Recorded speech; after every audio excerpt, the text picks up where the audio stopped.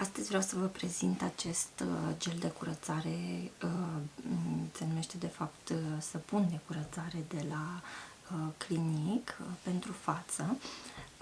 Este ca un săpun lichid pentru față, nu știu de ce numesc ei așa, eu îl consider gel de curățare și atât. Vi-l prezentam eu în pachetul în care a venit Best of Clinique, comandat de la Look Fantastic într-un deal foarte bun, nu mai insist, mai vorbesc că oricum nu-l mai găsiți în ofertă anul acesta, cel puțin nu prea cred că o să mai dați de el, de la anul mai vedem, sper să revină pentru că e un deal foarte bun și dacă le găsiți și la prețul la care l-am găsit eu, excelent. Anyway, după cum vedeți, acest tub este deja cam la final, nu știu dacă se observă acolo la voi, dacă pune focus destul de bine și se vede că e o umbră foarte micuță, dar e cam pe aici, mai am 2-3 degete și e gata. De ce e gata? Pentru că l-am folosit și dimineața și seara și nu doar eu, și soțul meu și atunci cumva s-a dus repede. Este foarte productiv, foarte bun, face o spumă foarte consistentă, nu trebuie să aplici foarte mult, dar cu toate astea, dacă îl folosești constant în rutina de îngrijire a pielii, clar că se duce repede. Este un produs pe care pot să vă spun de acum, înainte de a merge la baie și a-l testa și a vă arăta ce face, e un produs pe care eu l-aș mai comanda. Mi-a plăcut, deși nu este conceput pentru acne, a luptat foarte bine cu problemele mele cu acnea, cu coșurile, chiar dacă punctuale sau așa, ideea e că a luptat foarte bine cu ele și și-a făcut treaba de minune. Și pentru chestia asta l-aș mai comanda. La nivel de produse, de ingrediente și ce conține, nu pot să vă spun foarte multe lucruri despre unele produse, ingrediente, pentru că sunt denumirile lor chimice, dar observ aici că are glicol, care știu că e foarte bun în exfolierea tenului, în pătrunderea în profunzime a problemelor, pentru a elimina problemele tenului, anyway, nu știu, exfoliază, face ceva pe acolo. Ăsta nu e un exfoliant, dar na, cumva acidul glicolic funcționează foarte bine în exfoliante ale pielii. Are și ceva suc de frunză de aloe, deci, na, e destul de ok conceput. Asta sticla spune că derivă din plante, 96% sunt plante și capacul din ceva plante, adică e biodegradabil. Este fabricat în UK, deși este un produs, un brand franțuzesc, din ce știu, Clinique, așa sună, dar văd că distribuția se face din New York, anyway, nu contează asta. Face parte din programul 3-Step Skincare și este pasul 1 în acel program de 3 pași de îngrijire a pielii, adică te curăț cu el prima dată, după care pasul 2 este, cred că, ce era la pasul 2? Loțiunea aceea pe care vă prezentam și pe care o luasem odată cu pachetele din Christmas sets de la Look Fantastic, loțiunea aceea tonică cu acid salicilic, este al doilea pas pe care mie îmi lipsea din cutia de la Best of Clinique. Și pasul 3 este folosirea lui Differently, acel totally, dramatically different din aceeași cutie Best of Clinique. N-am apucat să vorbim despre ăla, este acel tubuleț mare galben care e tot așa bestseller de la Clinique.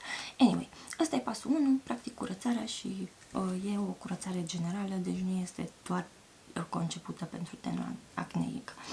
Dar, na, ajută și tenul acneic pentru că susține curățarea constantă a feței, este benefică pentru ten și mai ales pentru tenul acneic. Trebuie să ai o curățare și o rutină și o igienă a feței constantă. Pe mine m-a ajutat foarte mult, l-a ajutat foarte mult și pe soțul meu. Formula nu văd să aibă alcool, nu văd să aibă parfum, deci este foarte ok, foarte blândă cu tenul, nu descoamează, zona asta a mea cu probleme nu o descoamează, nu o usucă, din contră, face perfect tenul radiază, e foarte bun, e foarte bună curățare. Merge la baie și vă arăt și cum se comportă, că altfel, na. Concluziile, cam asta ar fi, e un produs bun.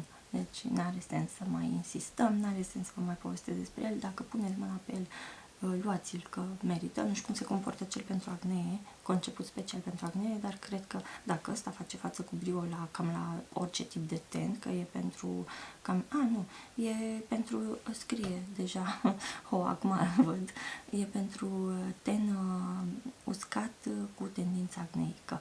Deci chiar este pentru tenul meu, nu e uscat, dar are tendință de uscare iarna. Și tocmai pentru că e mixt și cu tot fel de probleme în alte zone am acne, pe aici puncte negre și se descoamează, creează probleme, deci cam na. Dar cam asta ar fi cu el. Eu vă sfătuiesc să puneți mâna pe el dacă aveți șansa, dacă nu aveți șansa să puneți mâna pe ceva și mai conceput pentru ceva și mai specific pielii voastre de la clinic, cred că sunt, dacă ăsta e bun, cred că celelalte sunt și mai bune, chiar pe problema pielii.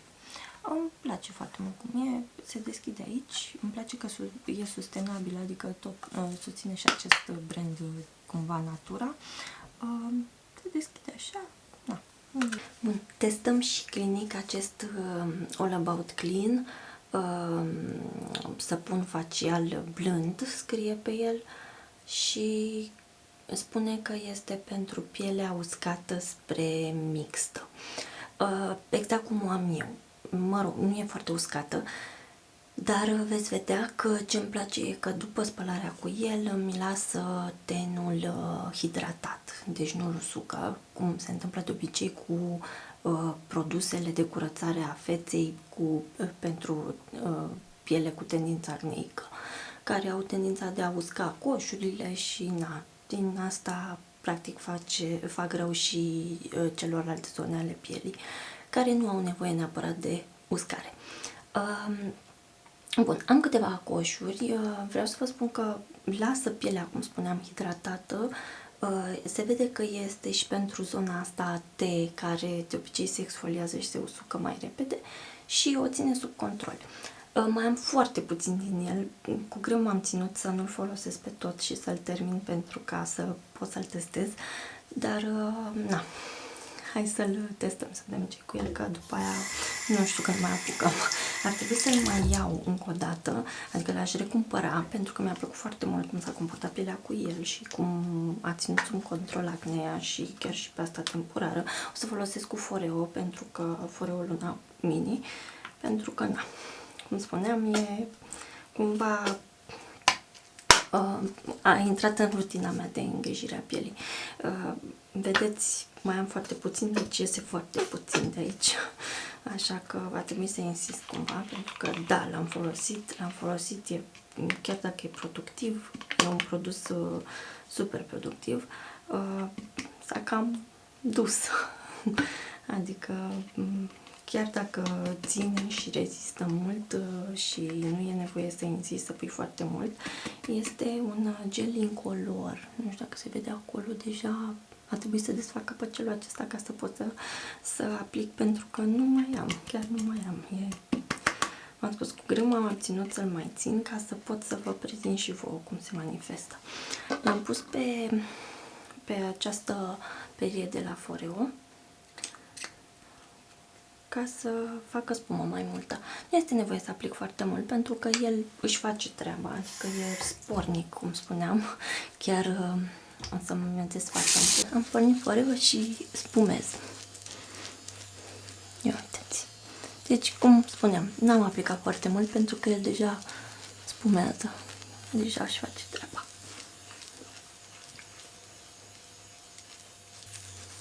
Deci n-am aplicat mult, dar spumează.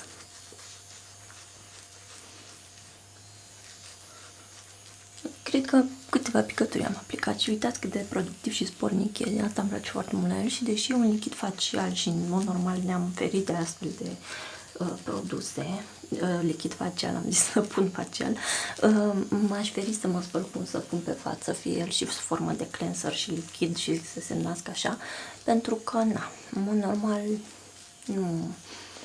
se știe că usucă pielea săpunul în general, nu este indicat pentru ten. Dar acesta este un săpun facial, adică este chiar făcut pentru asta. Și chiar își face treaba, hidratează mai mult decât că luptă împotriva acnei și o ține sub control și mi se pare foarte, foarte mișto. Deci e un produs pe care eu l-aș recumpăra și aș fi putut să aștept să fac review atunci, dar am vrut să vă arăt cât mai repede cât de bun e, pentru că l-am din acea cutie de la Best of Clinic, cum spuneam, la un deal foarte bun și am vrut să vi-l prezint așa pentru că cine știe, ok, vreau să mai recumpăr, dar am înțeles că acest săpun facial mai are o variantă care e pentru tenul cu sebum, adică cu acne mai multă și exces de sebum și atunci aș vrea să încerc și varianta aceea, deci dacă tot am șansa să recumpăr acest produs, să-l cumpăr într-o variantă și mai potrivită tenului meu, că dacă ăsta a făcut față foarte bine la tenul mixt și cu probleme cât de cât cu acnea ca al meu, mă gândesc că ăla pentru exces de sebum și probleme cu acnea, cum am eu aceste izbuniri și în afara zonei T, mă gândesc că își va face treaba așa foarte bine. Bun.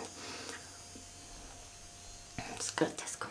Deci ați văzut, e un produs cu care chiar îți faci treaba punctual, e spornic, nu trebuie să insisti, merge foarte repede totul, faci o spumă foarte rapidă și deși îi spune că e un săpun facial blând, e mai degrabă, eu îl tratez ca pe un cleanser, ca pe un gel de curățare obișnuit și folosit constant își face treaba și împotriva acnei. Deci chiar împreună cu Foreo mi se pare că fac echipă foarte, foarte bună și uitați, îl lasă hidratat, zona T care are tendință de exfoliere nu se usucă, nu îl usucă, nu usucă tenul, pe de altă parte usucă coșurile sau, mă rog, ajută la vindecarea mai rapidă a lor. Puncte negre la fel, mi se pare că luptă și cu ele foarte bine, adică le curăță foarte bine zona asta cu porii și așa se vede vizibil mai curată. Deci mie mi se pare că își face treaba foarte, foarte bine, eficient, rapid, nu mi se pare deloc că strânge pielea în vreun fel, că o usucă niciodată, v-am spus, dimpotrivă, mi se pare că îi redă echilibru acela necesar, că pare mult mai hidratată. Ambalajul este sustenabil, este reciclabil, deci susține natura prin asta. Este spornic, are și 200 de ml, mi se pare un tub foarte bun și un deal foarte bun, convenabil. Cred că e în jur de 100 de lei până în 100 de lei, 90 ceva de lei un astfel de tub. Mi se pare un preț bun pentru ce face, nu irită pielea, ce să vă mai zic, face parte din programul acela de 3 pași de la clinic. Primul pas acesta, fiind acest lichid facial, săpun facial lichid, și după care vine tonerul respectiv pe care l-am mai luat eu odată cu celelalte cutii de pachete cosmetice pentru tip cadou, whatever, nu mai insist, o să vă las pe aici o sugestie. Deci vine, acela ar fi tonerul pasul 2 și pasul 3 ar fi hidratarea cu totally different, dramatically different, pardon, pe care l-am și în acea cutie în care a venit și acesta de la Best of Clinic. Deci cam asta ar fi, mie mi se pare, mă bucur că am avut ocazia, știu că oricum produsele clinic destinate îngrijirii faciale mai ales sunt făcute de cineva care are studii în domeniul dermatologiei și își face treaba bine, deci sunt testate, răstestate și foarte recomandate și am mers la sigur, deci chiar mă bucur că am apucat să testez un gel de curățare de la clinic, chiar dacă se numește săpun lichid facial. Bun, cam asta e. Ia uitați, mai arăt încă o dată, mai aproape îmi lucește efectiv fața, i-a redat și strălucirea, bine, și datorită Foreo, și până mâine ar trebui să regleze mult mai bine și aceste izbucniri pe care le am pe aici. Da, cam asta e. Deci, la nivel de curățare stă excelent.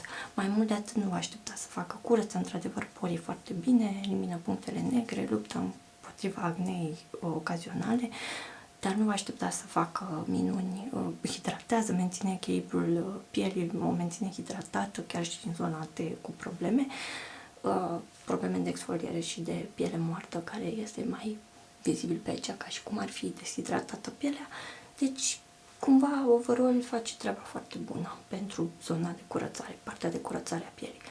Pe alte chestii n-aș insista, dar nu e destinat pentru asta. Mie mi se pare că face excelent treaba acolo unde e menit să facă treaba. Bun, cam asta ar fi. Pentru utilizare zilnică, dimineața și seara este un produs productiv care chiar merită, spornic, deci economic merge. L-aș recumpăra, cum am spus. Și vreau să încerc și din cealaltă versiune pentru tenul cu exces de sebum și acne mai scăpată de sub control. Și poate, sigur, de fapt o să revin și acolo cu un review. Bun, cam asta a fost cu el.